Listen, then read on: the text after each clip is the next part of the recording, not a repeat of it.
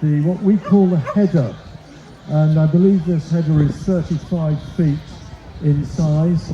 It is not the top end. They do with combines now harvesting with 50-foot headers, but this is a sizable bit of equipment. Bob, the rough sort of amount of wheat that this will harvest in an hour?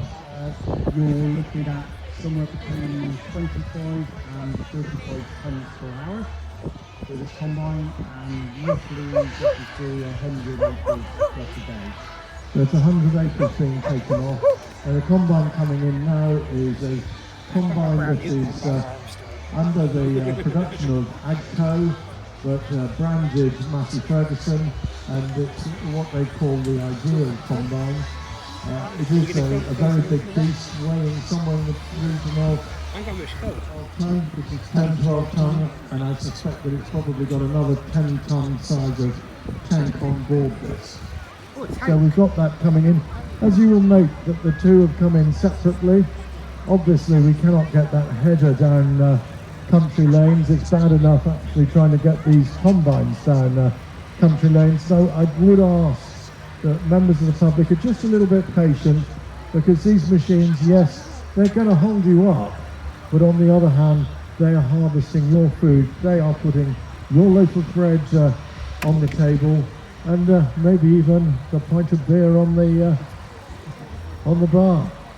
So what's going to happen now is that machine is going to hitch up, hopefully successfully, with the header on the front. This is a everyday operation during summertime, from mid-July through until somewhere around mid-September, and that's going to be taking out, harvesting the crop. It takes the whole crop in, the straw and the seed, and then it puts the straw out behind it. It may be chopped. You're not going to be able to hear an awful lot. I think we might move into the middle, Bob. Some of the straw will just come straight out, as you'll be familiar with, and you'll see these great swaths of straw on fields, and this then will be baled up by a machine that we've got coming in at the moment, the Fendt 1290 baler. That will then produce large square bales, and will be picked up later and that might go into livestock industry, which will be bedding down animals. It may even go for feed. But the important point is it then goes back into the soil afterwards to try and increase the organic matter. As I said earlier, that farming now is not necessarily all about food production. It's looking at soil protection, soil improvement. And the old subsidy system where you were paid per acre has disappeared, or as good as, and we're now getting paid for providing public goods. Public goods includes the soil, whereby if you've got a good soil structure with worms, organic matter, it will then hold back water, which will help to alleviate some of the flooding issues that will occur in this country. The blue trailer coming in, a sewer trailer, that obviously picks up the wheat, the barley, the oats, or whatever that might be coming on from behind that. We've got a 4-end loader coming in there on a Valtra tractor. So Chandler's are agents for Valtra, Massey, AGCO, Fendt. And Fendt is the big one, and probably regarded as being part of the Rolls Royce of countries.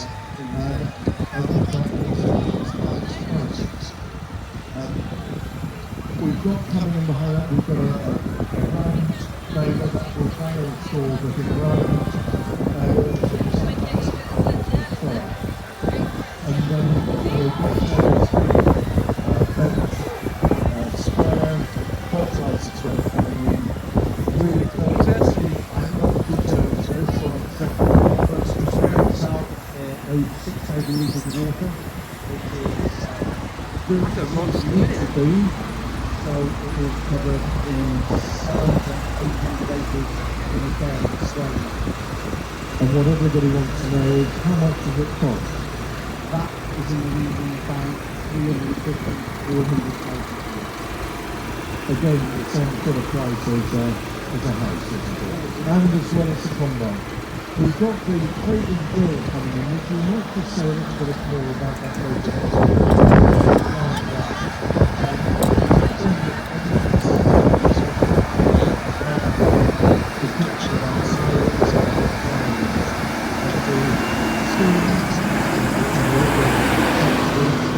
It seems now very much directed around public benefit.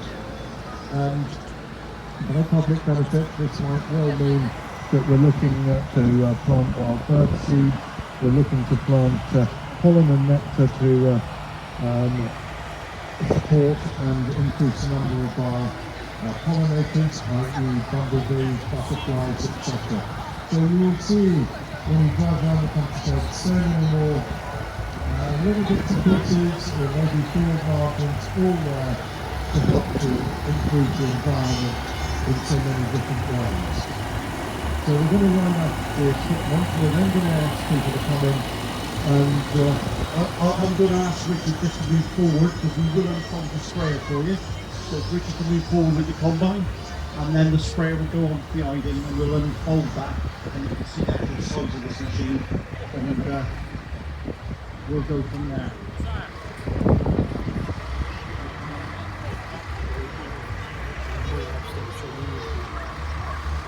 You will note going around in the practice there are a number of children. Some of them are relations, daughters, sons of the drivers, but you'll note that they're fully protected inside the car, on the seat,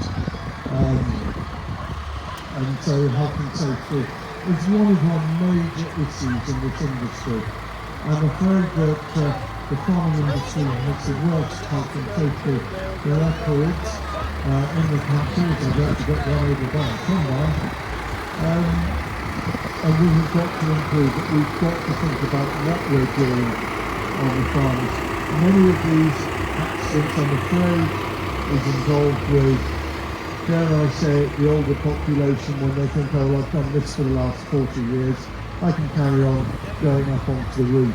And the roof of the building, quite often it may be asbestos or asbestos sheeting, and they get old and people fall through.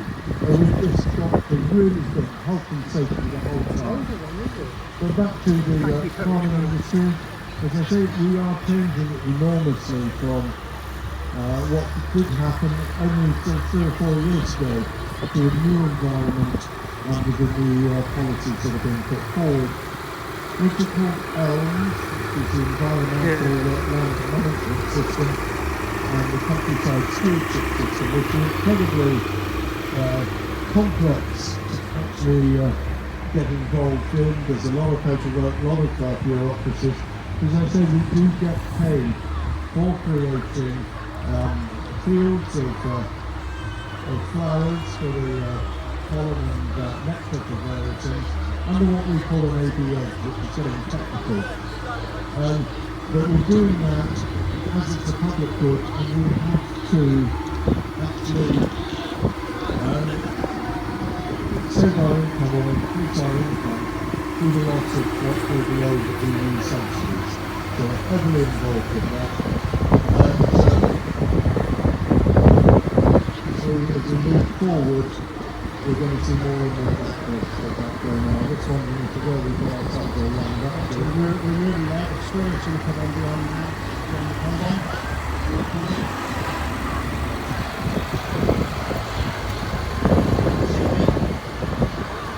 When it comes down, we'll unfold the big storage.